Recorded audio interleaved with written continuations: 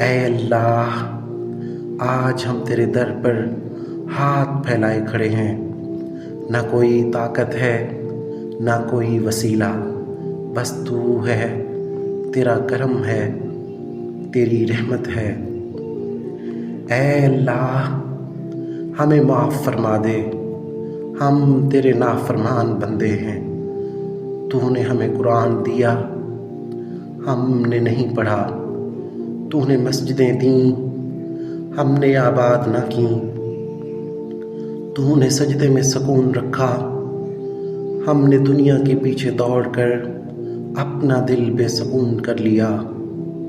اے اللہ، ہم نے گناہ کیے، بار بار کیے، پھر تیری رحمت نے ڈھانپ لیا، پھر بھی ہم بھول گئے کہ تو کتنا مہربان ہے۔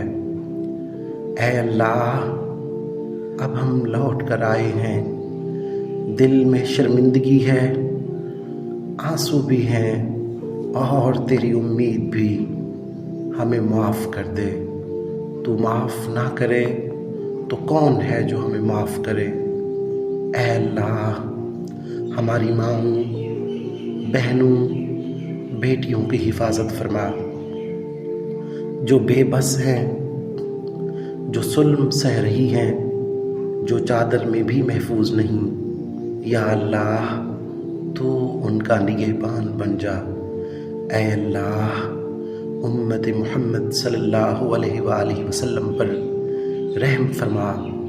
فلسطین، شام، یمن، سوڈان، افغانستان، کشمیر اور چین، جہاں جہاں بھی مسلمان بے بس ہیں، اے اللہ ان کی فریاد سن لے۔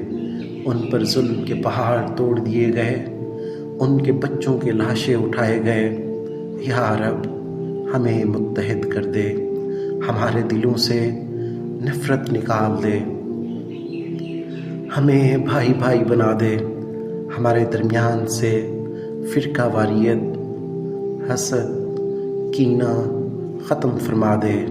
اے اللہ، ہمارے والدین پر رحم فرما، جنہوں نے بچپن میں ہمیں اٹھایا، راتیں جاگ کر ہماری خاطر گزاری۔